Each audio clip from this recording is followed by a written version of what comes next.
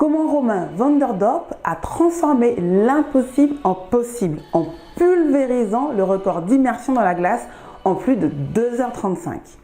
Dans cette vidéo, Romain nous révèle les secrets de son incroyable exploit, démontrant comment dépasser ses limites peut ouvrir la voie à des réalisations extraordinaires. Si vous souhaitez vous aussi repousser vos propres limites et comprendre les avantages du dépassement de soi, regardez cette vidéo pour découvrir comment un entraînement ciblé et une mentalité résiliente peuvent radicalement transformer votre approche de la vie et de la performance.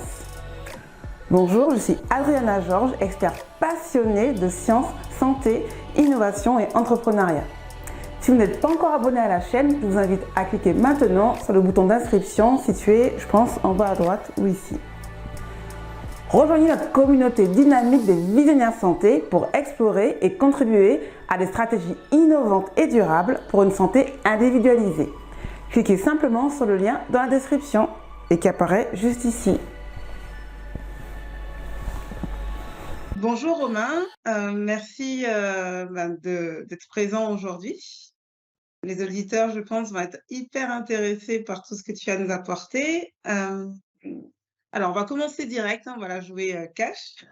Est-ce que tu peux nous parler de ton parcours tout simplement et surtout, qu'est-ce qui a façonné ta vision? Qu'est-ce qui fait que ce que tu fais aujourd'hui? Qu'est-ce qui t'a poussé à devenir un expert en neurosciences et en optimisation des performances humaines? Ok, donc moi à la base, j'ai un premier diplôme de kiné-ostéo que j'ai fait à Bruxelles, parce que j'habite en Belgique. Et derrière, j'ai poursuivi avec un master en recherche fondamentale. Et là, actuellement, je prépare le doctorat. Et en fait, ma vision de la c'est vraiment d'être parti comme un mécanicien. Donc, j'ai fait la kiné et l'ostéo. Et à la base, j'étais un mécano. Et puis, je me suis aperçu que pour soigner les gens, ça ne suffisait pas d'être un mécanicien, que le corps n'était pas seulement une machine, mais qu'il fallait aussi basculer et devenir informaticien, parce qu'il se passait pas mal de choses là-haut dans le cerveau. Et donc, je me suis spécialisé dans le fonctionnement du système nerveux autonome, et plus particulièrement dans l'adaptation de ce système nerveux autonome en milieu hostile et extrême, ce qui m'a permis de battre le record du monde d'immersion dans la glace en 2020. Ok. Et c'est quoi? C'est des cas de certains patients où tu n'arrivais pas à avoir ce que tu voulais au niveau mécanique qui fait que tu as voulu aller directement au processeur? En fait, ce qui se passe, c'est que j'ai eu la chance d'avoir beaucoup de patients et des fois, je ne comprenais pas pourquoi certains patients avaient une hernie discale énorme et se portaient très bien et étaient revalidés assez rapidement, et d'autres avaient des débords discaux, des tout petits bouts, et eux, ils crevaient de mal et ils restaient dans nos cabinets pendant plusieurs années. Et je me suis rendu compte qu'un des facteurs clés, c'était le facteur émotionnel. Le problème, c'est que les émotions, il n'y a pas grand monde qui sait exactement comment ça fonctionne. Tu vois, il n'y a pas d'émotiologue ou d'émotiothérapeute ou d'émotiopathe.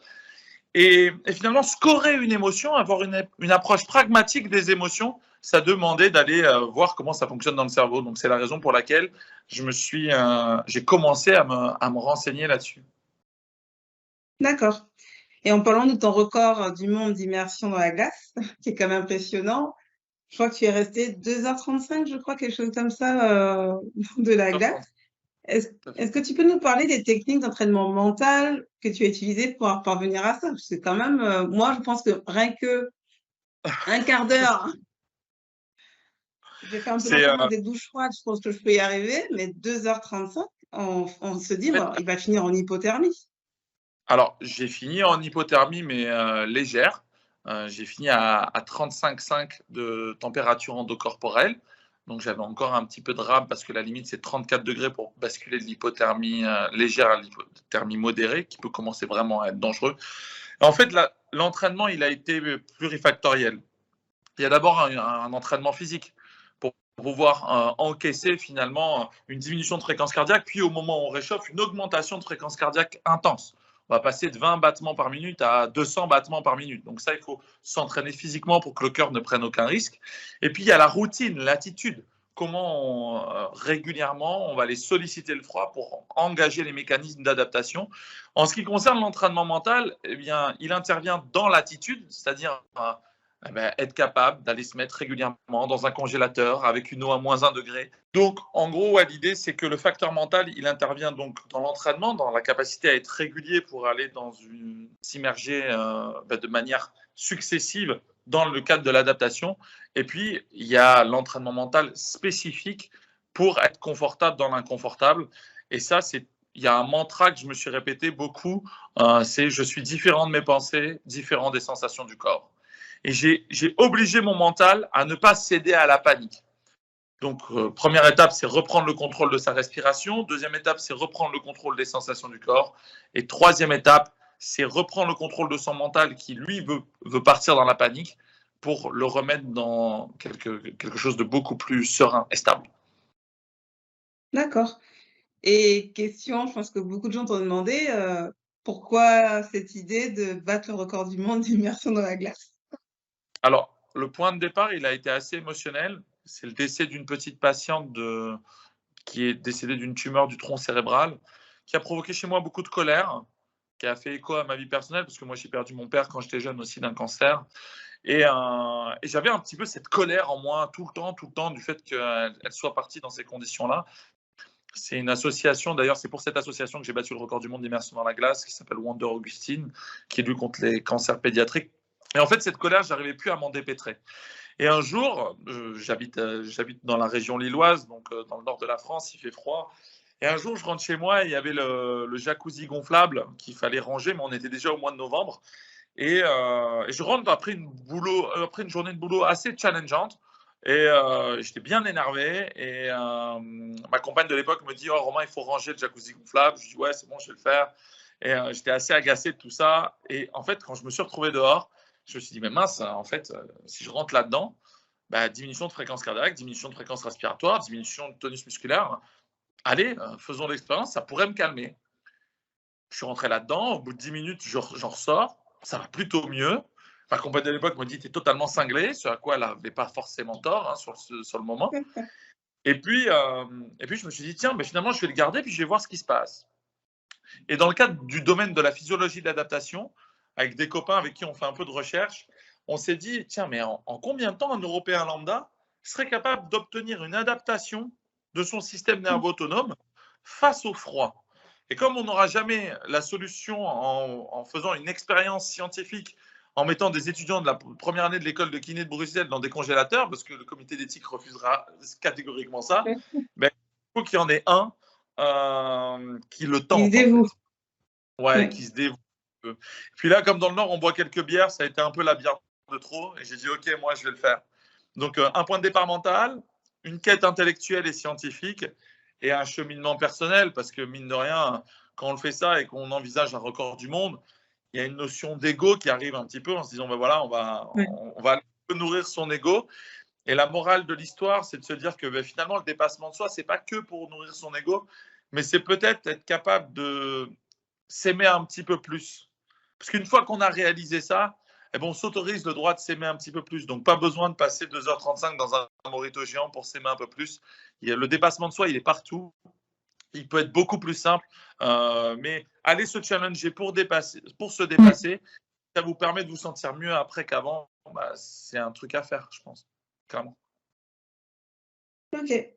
D'ailleurs, quand tu parles du fait qu'un Européen puisse finalement être comme un Esquimau, on va dire ça comme ça, et s'adapter à des températures très froides, souvent on parle, dans ta conférence que j'avais suivie il y a quelque temps déjà, c'était quand l'impossible devient possible. Tu parlais donc d'épigénétique, le fait que il n'y a pas que les gènes qui comptent, le fait d'être dans un environnement particulier peut modifier les gènes. D'après toi, cette capacité-là, comment est-ce qu'on peut utiliser l'épigénétique dans le secteur de la santé en général?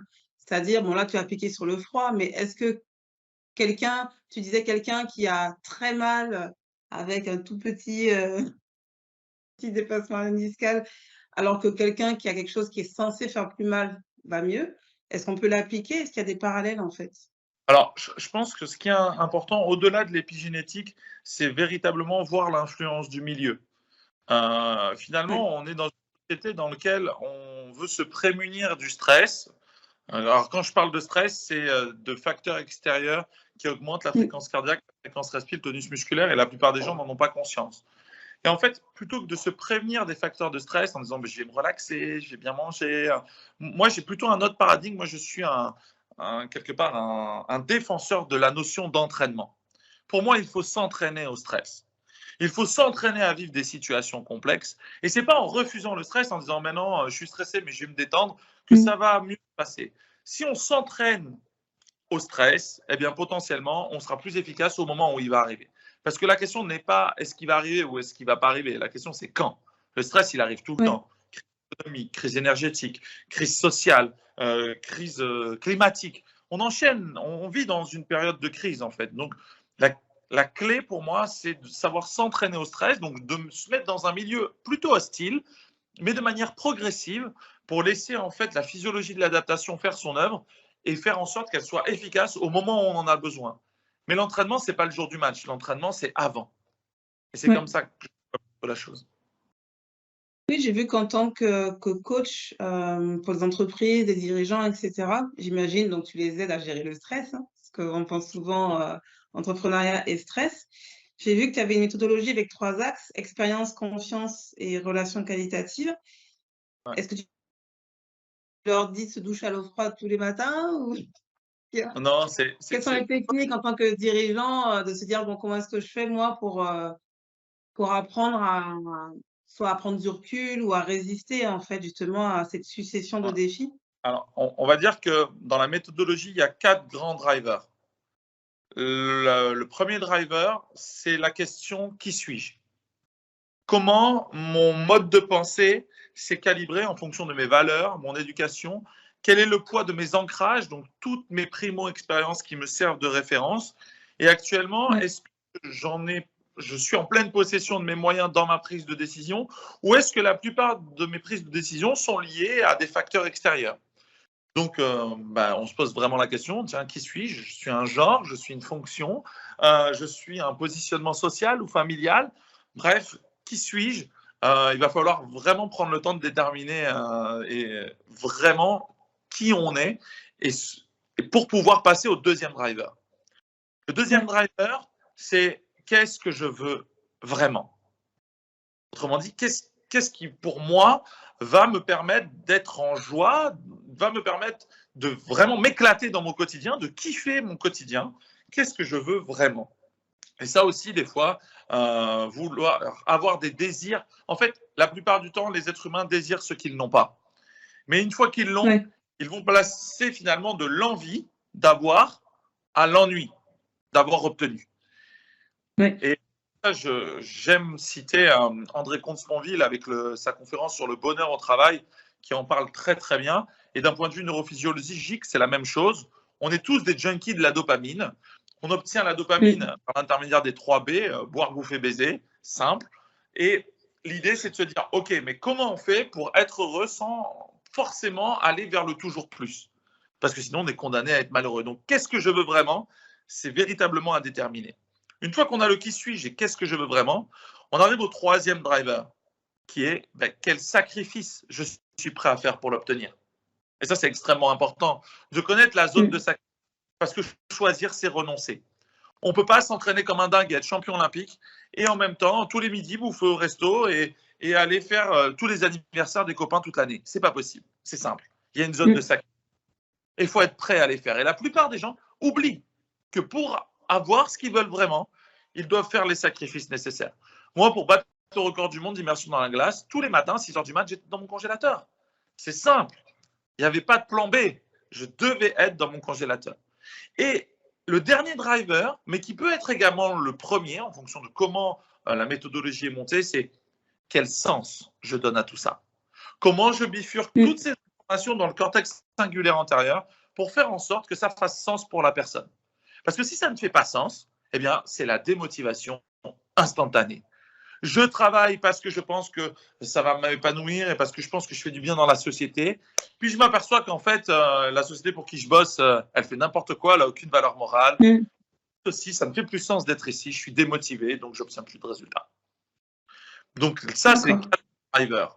Qui suis-je? Qu'est-ce que je veux vraiment? Quel sacrifice je suis prêt à faire pour l'obtenir? et quel sens je donne à tout ça. Et moi, je les accompagne sur, finalement, pour démêler un petit peu le faux du vrai, parce que malheureusement, tout le monde ment. Et la première personne à qui on ment, en règle générale, c'est soi-même, quoi.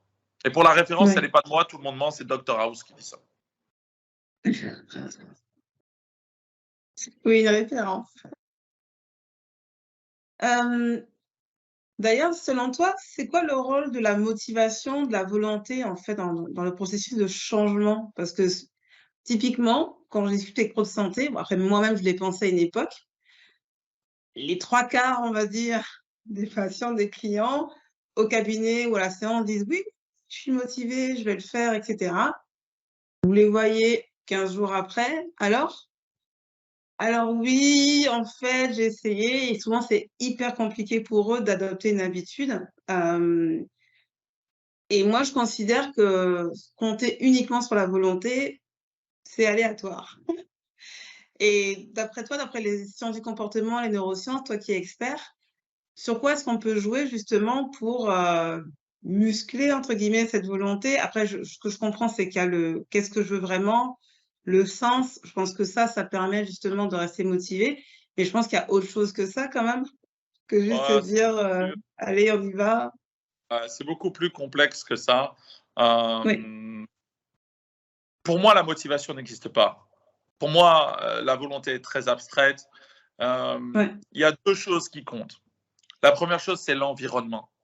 Ça veut dire que si on se met avec des gens qui sont dans la même dynamique que nous, alors on a plus de chances d'y arriver. C'est ce qui explique la plupart des échecs en cure de désintoxication. On prend un patient, on l'emmène en cure de désintoxication, il va réussir à se désintoxiquer tant qu'il est dans l'environnement de la cure. Puis dès qu'il va revenir dans son environnement, dans son quartier, il va croiser son copain, son machin, il va reprendre les mauvaises habitudes. Donc la première étape, c'est cleaner son environnement, ce qui est pour moi extrêmement important. La deuxième étape, c'est être capable d'être dans une posture d'écoute. Une posture d'écoute, c'est très difficile de véritablement écouter. La plupart du temps, quand on écoute quelqu'un, on a déjà sa réponse préconçue qu'on est en train de calibrer pour argumenter, contre-argumenter. Savoir écouter, c'est se donner l'opportunité de changer d'avis jusqu'au dernier moment. Et une fois qu'on est dans cette posture d'écoute et dans le bon environnement, il faut créer de bonnes nouvelles habitudes. Et c'est là où, en règle générale, que ça merde. C'est typiquement le mec qui veut faire régime. C'est souvent l'exemple que je prends. Le mec qui veut faire régime, il n'a pas fait de sport depuis 20 ans, il va courir 40 minutes, et en fait, dans son cerveau, il associe sport égale douleur. Et ça, c'est pas OK. À aucun moment, ça va pouvoir se réaliser, ça va jamais s'installer comme nouvelle habitude. La clé, c'est d'aimer ce que vous faites. Si vous aimez ce que vous faites, inévitablement, vous allez en prendre l'habitude. C'est la raison pour laquelle il faut commencer doucement. Moi, je n'ai pas commencé avec 1 heure dans le congèle. J'ai commencé avec 10 minutes dans une eau à 10 degrés. Et au moment où j'en suis sorti, j'ai trouvé un bénéfice. Ça m'a fait du bien. Autrement dit, j'ai aimé ce que j'avais commencé à faire. Et plus je l'ai aimé, plus j'ai continué. Parce que ce qui compte, ce n'est pas l'intensité, mais bien la régularité. Vous ne perdez pas parce que vous êtes mal entraîné. Vous perdez le jour où vous deviez vous entraîner et vous ne vous êtes pas entraîné. Et donc, il va falloir lister toutes les bonnes habitudes à prendre. Et ça, il va falloir finir avec le plaisir de l'avoir fait et la frustration de n'avoir fait que ça. Autrement dit, moi, quand j'ai quelqu'un qui veut maigrir, je lui demande, OK, donne-moi 3 moments dans ta semaine où la réussite de ton objectif est la priorité. J'ai une bêtise, lundi, mercredi, vendredi, je peux aller courir, OK. Eh bien, le lundi, tu ne vas pas aller courir, tu vas commencer par marcher 500 mètres. Ce à quoi la personne dit, marcher que ça. Ben oui, que ça, que 500 mètres, parce qu'il faut être en frustration au début pour qu'on puisse se dire, ah, vivement mercredi que je marche 501 mètres. Et ainsi de suite. Parce que dans les 3 premières semaines aux 3 premiers mois, vous n'entraînez pas votre corps, vous entraînez votre tête à prendre de bonnes nouvelles micro-habitudes. Mais si vous n'aimez pas ce que vous faites, il n'y a aucune raison pour que vous le fassiez toute votre vie. Vous ne jouez pas pour gagner, vous jouez pour rester dans la partie. Vous ne jouez pas pour perdre tant de kilos en tant de temps, vous jouez pour changer vos habitudes de vie à vie. La question dans qu'est-ce que vous voulez vraiment, c'est surtout quelles habitudes vous voulez prendre pour devenir ce que vous avez envie de devenir. Et quelles sont celles que vous devez, entre guillemets, annuler ou transformer dans la notion de sacrifice. Donc l'environnement et les habitudes. Et du coup, qu'est-ce que tu conseillerais à un pro de santé qui dit, bon, Maintenant, je ne veux plus compter que sur la volonté et la motivation de mes patients. Comment je fais pour qu'ils aiment que je leur recommande? Je donne un exemple. Certaines personnes, ils se rendent compte pour les problèmes de thyroïde que le gluten, il va falloir qu'ils arrêtent. Mhm. Sauf que le gluten, c'est quand même associé au pain, c'est quand même un Voilà. aliment très présent On est d'accord. dans notre alimentation, etc. Souvent, les gens, ils tiennent un temps, puis à un moment donné où ça devient tellement de la privation qu'ils finissent par craquer, alors que c'est pas un régime, comme tu dis, c'est censé être une nouvelle Changement. habitude. Du coup, voilà, La je première, suis coach en nutrition, comment je fais? ouais, la première étape, c'est de se dire, il faut bien faire la différence entre un patient actif et un patient passif. Nous, on a ça. Moi, je Ouais, suis kiné à la base. On a aussi beaucoup ça quand on donne des exercices à faire aux patients. Eh bien, il faut accepter de se dire que c'est pas le thérapeute qui soigne. Et ça, c'est déjà ultra important parce que dans nos études, on nous fait croire à tort que c'est nous qui soignons. Mais pas du tout.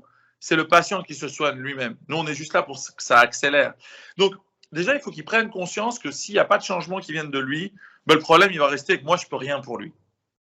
C'est pas moi qui le soigne, c'est lui. Donc, il faut réussir à transformer sa posture. Il faut que lui, dans sa tête, dans le driver, qu'est-ce que je veux vraiment, il dise, OK, moi, je veux tomber guéri. Parce que c'est possible de tomber guéri. La plupart des gens, ils disent, ah, mais j'ai mon problème depuis 20 ans. Et ils sont dans un mauvais mood, quoi. Et ouais, transformer ce mood en ouvrant la capacité de se dire, vous pouvez tomber guéri. Vous pouvez changer de vie, peu importe votre passé, vous pouvez le transformer et devenir ce que vous voulez vraiment devenir. Moi, je suis ambassadeur pour Digestions, donc tu vois, pour les maladies de l'appareil digestif. Donc, je connais très bien les problèmes de gluten. Tant que le patient n'est pas actif, on peut rien faire. C'est comme cueillir une pomme sur un pommier qui n'est pas mûr. Tu la manges, elle est dégueulasse, tu la jettes, tu vois. Et tu ne peux plus la reposer sur le pommier.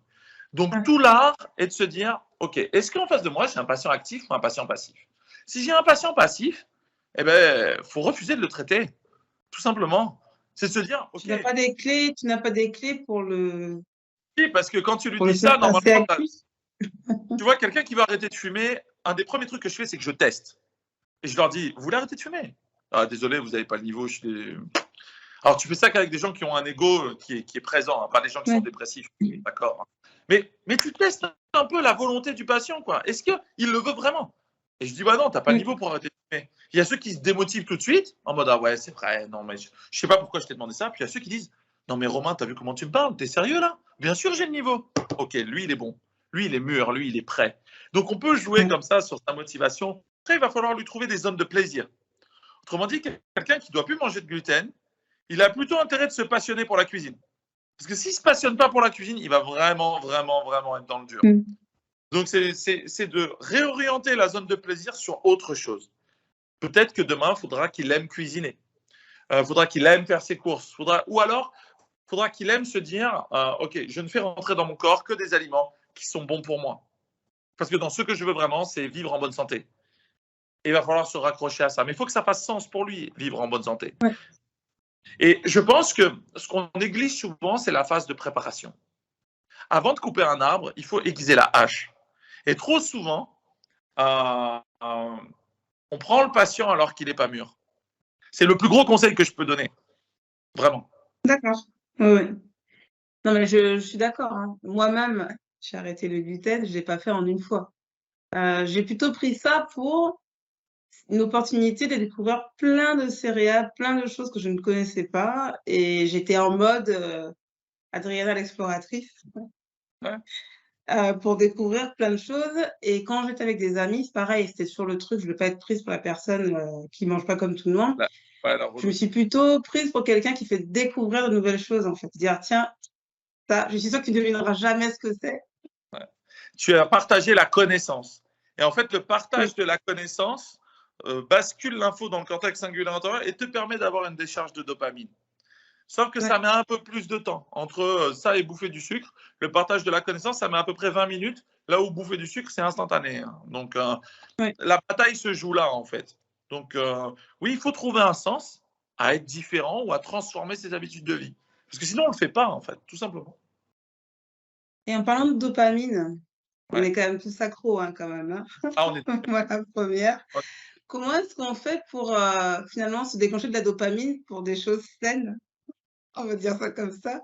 Parce que souvent, mine de rien, la dopamine, on l'a pour des activités, voilà, on parle du sucre, on parle, je sais pas moi, de rester sur les réseaux sociaux, scroller, on parle, enfin, après, ça peut être aussi pour de la course à pied au bout d'un moment, peut-être pas au départ. Comment est-ce En qu'on fait, fait pour kiffer quelque bah, part, en fait, avoir son le, shot pour des choses utiles? le circuit de la dopamine, c'est le circuit de la récompense. Ouais, Donc, ce qui est intéressant lorsqu'on est des junkies de la dopamine, c'est de se dire, OK, quel est le rêve? Quel est le rêve qui va me faire vibrer au quotidien? Le rêve, c'est un peu la vision dans le monde de l'entreprise, c'est le phare dans la tempête, quoi. Et pour atteindre ce rêve, je dois passer par des bouées. Les bouées, ce sont les objectifs. J'ai une bêtise. Mon rêve, c'est de courir l'ultra trail du Mont Blanc. Et bah, avant de courir l'ultra trail du Mont Blanc, je dois faire des courses à pied au milieu. Avoir de la dopamine, c'est fixer soi-même les objectifs qui vont faire décharger la dopamine. Si j'ai d'accord. un facteur d'attente situé à un niveau X et que la stimulation ou mon environnement ou ce que je réalise, l'ensemble de mes actions, me permet d'obtenir X moins quelque chose, alors j'ai un déficit de dopamine, c'est la dépression. Je veux une augmentation de 1 000 euros par mois, on m'en donne 500, boum, je suis déçu, je suis en dépression, rétention du circuit dopaminergique. J'attends 1 000 euros d'augmentation, on me donne 1 000 euros d'augmentation, ouais, enfin, c'est juste ce que j'attendais, c'est juste normal par rapport à mon travail, je vais m'habituer à cette récompense, pas de dopamine. Par contre, si j'attends 1 000 euros d'augmentation et qu'on m'en donne 1 200, waouh, là j'ai ma décharge de dopamine. C'est la raison pour laquelle il faut rêver grand et il faut être capable de faire en sorte que le chemin pour accéder à ce rêve soit un chemin kiffant. Mais ça, c'est D'accord. pas évident de rêver grand. C'est un Non, entraînement parce qu'à l'école, on nous a interdit de rêver grand. Et surtout en France, on nous interdit de rêver grand. Aux États-Unis, ouais, ils ont moins c'est de vrai. problèmes avec ça. Alors on dit qu'ils ont un ego plus important, mais pour autant, ils ont moins ces soucis-là, c'est juste culturel en fait. Les Ça, je Français sont l'avais vu très. quand j'étais à Boston, j'avais été surprise de voir une amie, sa fille était en maternelle, et dès la maternelle, ils avaient un pitch pour défendre que leur doudou, c'était le meilleur, c'est le plus beau doudou de la classe. Et c'était vraiment chacun passait pour dire, mon doudou, pourquoi c'est le meilleur, pourquoi c'est le plus beau? Et j'étais là, mais ils ont 3 ans? Oui, oui, mais du coup, je comprends mieux pourquoi c'est des meilleurs orateurs, parfois. Pas tous, hein, mais Ouais. pourquoi c'est plus simple. Et pourquoi il y a cette différence culturelle? Parce qu'effectivement, dès le plus jeune âge, on leur apprend finalement à être fiers d'eux, à être fiers d'être américains. Il y a vraiment tout un côté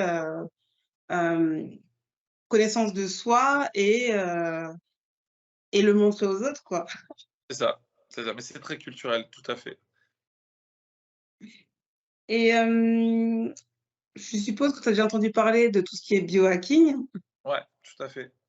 Pour toi, est-ce qu'il y a une relation entre justement ce que tu as fait là, de te mettre dans le congèle pour pouvoir justement augmenter ta résistance finalement au froid et ce type de tendance? Est-ce que tu es plutôt pour, plutôt contre? Bon, même s'il y a plusieurs courants de biohacking, bien entendu. Plutôt pour optimiser naturellement ou plutôt fan des gadgets, pour, devenir un surhomme? Alors, moi, je suis un fan de l'entraînement. Donc, je pars du principe que dans le trajet pour obtenir une compétence, on y apprend plus qu'une fois la compétence acquise. Donc, je ne suis pas un aficionados de m'injecter des molécules de CRISPR pour aller couper mon génome et mettre de l'ADN de méduse ou je ne sais quoi à l'intérieur de moi. Bien que dans certains cas, ça peut ouvrir des nouvelles voies de recherche. Donc, je ne suis pas non plus Mmh. totalement à ça. Je pense qu'il y a une grande notion éthique à avoir là-dessus. Faire des chiens phosphorescents dans son garage, c'est peut-être pas la meilleure chose à faire. Maintenant, avoir des recherches encadrées pour faire en sorte que demain la thérapie génique puisse s'adapter à tous, oui. Mais on met où la limite, quoi? Et donc là, je Ouais, pense clairement pas avoir ni le niveau ni le statut pour trancher cette question-là. Je pense qu'il y a une limite à tout. Tout est poison, rien n'est poison, seule la dose compte. C'est comment on ouais, le contrôle, comment on le gère, sans non plus brider la créativité. Moi, je suis un scientifique, je suis pour la recherche scientifique, Mais malheureusement, des fois, à vouloir trop respecter le protocole scientifique, on en arrive à limiter la capacité à trouver de nouvelles choses. Par manque de financement ou même, ne serait-ce que par le protocole en lui-même, qui nous demande de faire du double aveugle. Bah, dès que vous avez de la relation, le double aveugle, vous ne pouvez plus l'avoir. Donc, Ouais. ça limite la capacité à produire de la recherche de qualité, ou en tout cas qui est considérée comme de la recherche de qualité. Et donc, pour moi, c'est aussi un facteur qui limite l'innovation. Il ne faudrait pas que la science devienne scientisme et s'impose comme une nouvelle religion, dans le sens où tout ce qui n'est pas science n'existe pas. Donc, Ouais. allez, je pense qu'il y a un juste milieu à trouver à ça, et c'est un des défis des prochaines années, clairement. Parce que si on veut trop réglementer, eh ben, on se retrouvera avec du Une bioactif. chaîne, hein. Ça va péter de toute façon, vu que la connaissance est disponible. Donc, tout le monde Ouais. va faire n'importe comment. D'ailleurs, en parlant de nouvelles technologies, forcément, là, je parle d'intelligence artificielle, tout le monde en parle. Parce qu'on se dit maintenant, il y a l'IA et les machines qui commencent à prendre des décisions. Je suis pas forcément fan de ça, mais je le vois en santé, certains, et de l'IA, notamment pour tout ce qui est radiologie, imagerie, etc., qui commencent à se reposer complètement sur ce qu'a dit l'IA, alors que des fois, quand même, regarder aussi soi, ça permet aussi d'éviter certains artefacts. Parce que mine de rien, l'être humain, on a quand même des principes de survie qui sont un peu archaïques. Enfin, dans nos décisions, il y a quand même, comme tu dis, pas mal de choses qui rentrent en compte. Et aussi la connexion aussi avec son patient. D'après toi, qu'est-ce que ça va changer? Est-ce que ça va vraiment changer la donne? Le fait que certaines des décisions maintenant vont être prises par des machines ou des choses Alors, très rationnelles où il n'y a pas d'émotion. pour moi, Les neurosciences dedans, comment est-ce qu'on peut associer les deux? Enfin, je pense que pour moi, ça va permettre de remettre la relation au cœur de l'activité. La partie diagnostic, analyse médicale pure, la partie où finalement on scorait un bon thérapeute à sa capacité à avoir de la mémoire, je pense par exemple en médecine. Enfin, moi, j'ai jamais fait médecine, mais les gens qui ont fait un doctorat en médecine le disent, c'est des machines à ingurgiter de la data. Bon, ben ça, la bonne nouvelle, c'est que la machine va le faire pour eux et elle va être meilleure qu'eux. Ça, c'est une certitude. À terme, dans la capacité à faire le diagnostic, la machine va être meilleure. Par contre, si la machine va être meilleure pour faire le diagnostic, elle ne va pas être la meilleure pour l'annoncer. Imagine le truc, bonjour, vous avez un cancer, stade 3, ça ne va pas être terrible. Et c'est là où finalement l'acte du soin, de prise en charge, va s'axer sur ce qui fait de nous que nous sommes des humains. La capacité à être dans une relation qualitative. Et ça, on est des gros handicapés de la relation pour l'instant. Je parlais tout à l'heure de l'écoute, mais il y a la notion d'attention, il y a la notion d'empathie. Pendant très longtemps, le médecin, il était caché derrière sa blouse blanche, le thérapeute était caché derrière sa blouse. Il fallait éviter le transfert contre transfert. Ok, finalement, est-ce que moi j'ai vu des choses incroyables. On traitait la prothèse totale du deuxième étage.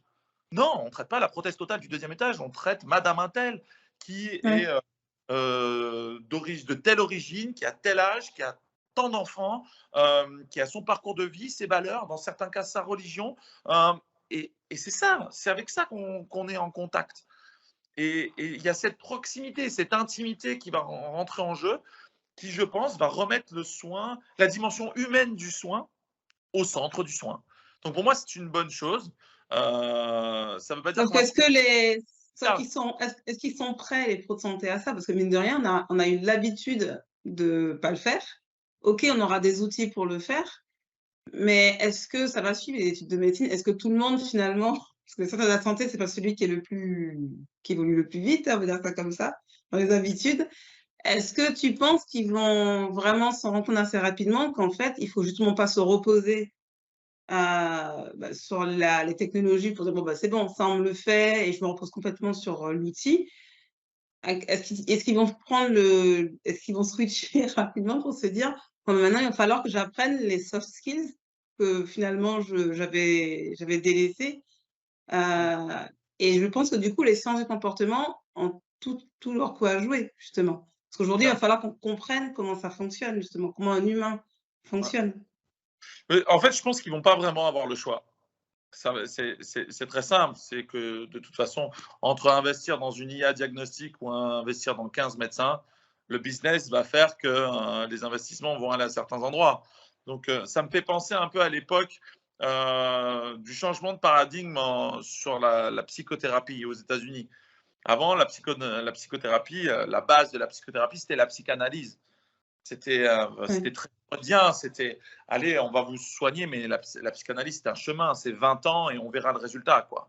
Puis à un moment donné, le business, il est revenu là-dessus. Il a dit, OK, maintenant, on va rembourser plus que 11 séances de psychothérapie par an. Dès que le business model a été en danger, ils ont commencé à chercher autre chose. Et c'est là que le collège de Palo Alto est arrivé et que les thérapies brèves ont fait leur apparition. Mais là, c'est un petit peu la même chose. Dès qu'on va s'apercevoir qu'on ne recrute plus un médecin pour sa capacité que l'IA, entre guillemets, lui a pris, mais bien sur d'autres compétences, ils vont devoir aller les chercher. Les cabines médicalisées connectées, elles existent déjà. Elles vont arriver sur le marché. Nous, on va bientôt en avoir dans nos établissements. Ben oui, quand on voudra une ordonnance, bonjour madame, connectez-vous, hop, un petit médecin en visio et boum, l'ordonnance, elle tombe. Et que le médecin il soit à Varsovie, à Madrid ou à Paris ou à côté de la maison, il ne va plus y avoir cette problématique-là. Donc la question, c'est jusqu'où on va et comment ils vont faire pour gagner leur vie demain, quoi. Et s'ils veulent continuer de gagner et de bien gagner leur vie, ben, il va falloir s'adapter. Ça va être très darwinien. Soit tu t'adaptes, soit tu es mort. Et pour rebondir là-dessus, d'après toi, à quoi va ressembler la santé de demain? Je sais pas, dans 30 ans, d'après toi, comment ça va fonctionner? Alors, à la fois dans le système care, c'est-à-dire quand tu as un souci de santé, et aussi quand quelqu'un, justement, veut rester en pleine forme, en bonne santé. Parce que pour moi, la santé, c'est ça. Hein. C'est pas juste quand j'ai un souci, je vais voir le médecin, c'est aussi, parce que ça change beaucoup aujourd'hui. Hein. Parce qu'on a accès de plus en plus d'informations et des patients experts, etc. D'après toi, ça va ressembler à quoi dans 30 ans? Dans ma réponse, je vais avoir un biais parce que moi, j'ai été un petit peu voyager en Asie et j'ai vu comment ça se passait et comme quoi finalement le préventif versus le curatif avait pris le dessus, tout simplement parce que la médecine coûte cher. Donc, quand vous devez dépenser $400 pour aller voir chez le médecin, ben, vous faites tout pour ne pas tomber malade, ce qui est moins le cas en Europe et encore plus en France où la médecine est gratuite, hein, entre guillemets. Et ça, je pense qu'il y a un vrai problème là-dessus.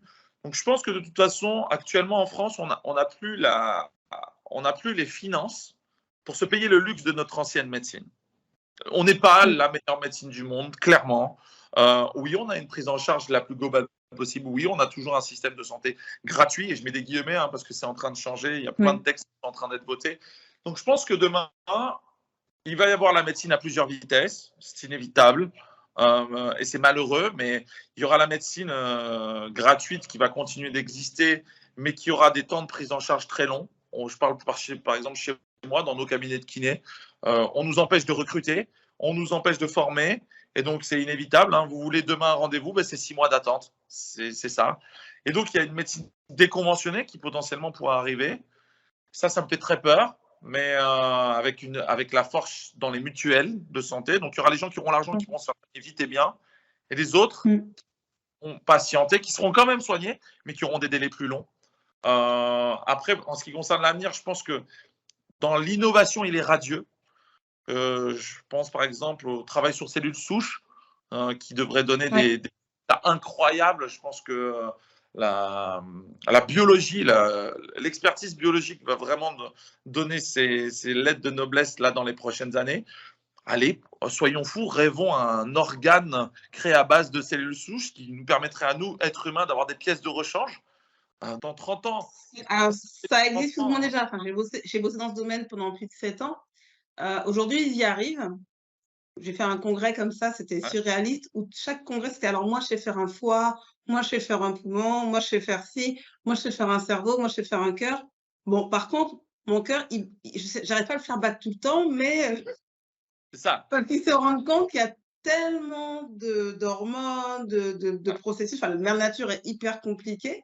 Donc, l'organe, ils savent le créer, sauf que maintenant, ils ne savent pas comment le corps fait pour le faire fonctionner non-stop et s'adapter finalement à son environnement. Et je pense qu'on va y arriver au bout d'un moment.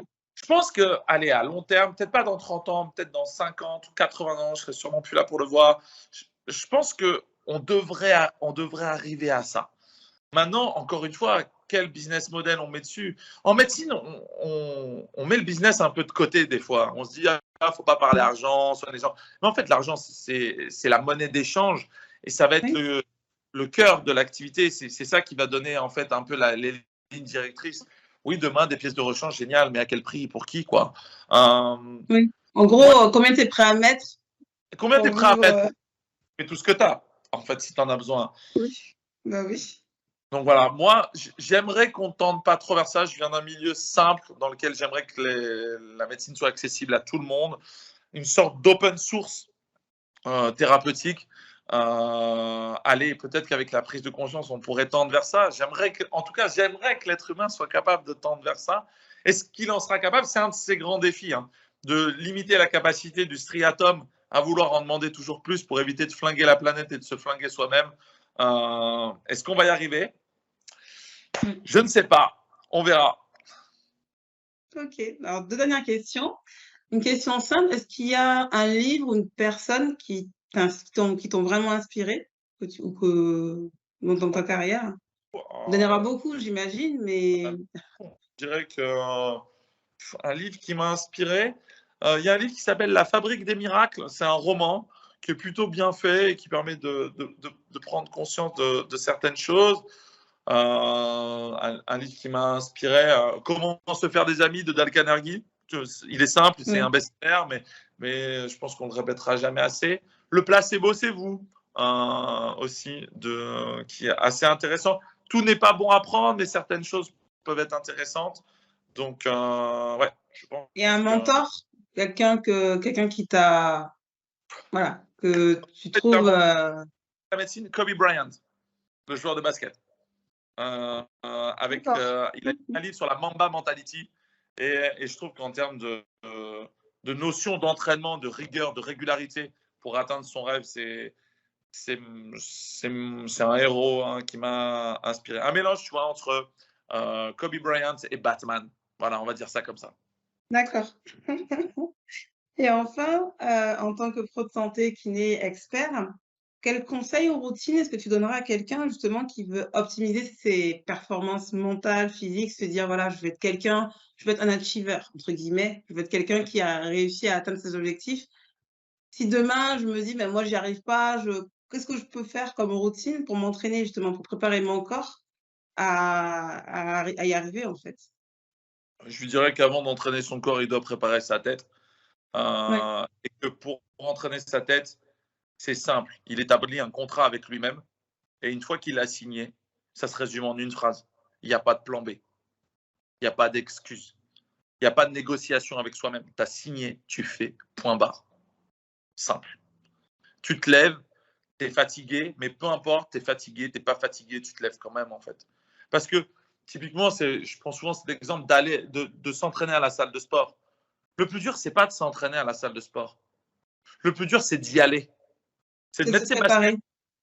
Une fois que tu y es, tu t'y entraînes, c'est pas un sujet. Donc, c'est être bienveillant avec soi-même en se disant, OK, le but, c'est pas l'intensité, c'est la régularité. Par contre, il faut y aller. Même si tu t'entraînes mal, entraîne-toi à jour J, à heure H. Do it, quoi. En une phrase, c'est il n'y a pas de plan B. Il n'y a qu'un plan A. Ok, ça marche. Voilà. En tout cas, merci beaucoup, Romain. C'était, ouais, je suis très contente de t'avoir eu ici. Je suis sûre que ça a dû intéresser aussi nos auditeurs. Si jamais vous avez des questions, vous pouvez me les faire passer et je les transmettrai à Romain. Parce que on pourra en discuter des heures. Je sais que tu as un emploi du temps chargé. Mais en tout cas, je suis aussi très consciente pour la santé de demain. Comme tu le dis, il y a tellement d'innovations qui sont vraiment passionnantes, que ce soit au niveau des nouvelles thérapies. Alors, au début, en ce moment, c'est vraiment sur la thérapie génique, hein, pour remplacer des gènes qui n'existent pas, qui sont défaillants ou on surnomme, etc. Mais demain aussi, ça pourrait être aussi pour le bien vieillir aussi, pour se dire, maintenant, OK, on vit plus longtemps, mais on veut vivre bien, quoi. Pas vivre plus longtemps en ayant mal partout, en pouvant pas bouger, etc. Je pense qu'il y a un peu de ça aussi, qu'on va tous profiter de nos petits-enfants, voire de nos arrière-petits-enfants, et pouvoir faire un tournoi et limite gagner, pourquoi pas, hein, c'est du bien à l'ego. En tout cas, merci Romain pour tout. Je te souhaite donc du coup une très belle journée. Je dis donc à bientôt. J'espère que cette interview vous a plu et apporté de nouvelles perspectives. Vos réactions et vos pensées sont précieuses. Alors n'hésitez pas à partager vos impressions dans les commentaires ci-dessous. Et si vous n'êtes pas encore abonné à notre chaîne, je vous invite à le faire en cliquant sur le bouton d'abonnement qui est situé en bas à droite de l'écran. Ainsi, vous ne manquerez aucune de nos prochaines explorations. Pour aller plus loin, rejoignez la communauté des visionnaires santé pour découvrir et contribuer à des stratégies innovantes et durables de santé individualisée. Pour cela, il suffit de cliquer sur le lien dans la description et qui apparaît juste ici. Je suis Adriana Georges et je vous donne rendez-vous au prochain épisode pour continuer d'explorer et imaginer la santé de demain. Restez curieux, restez inspirés et surtout, prenez soin de vous. À très bientôt.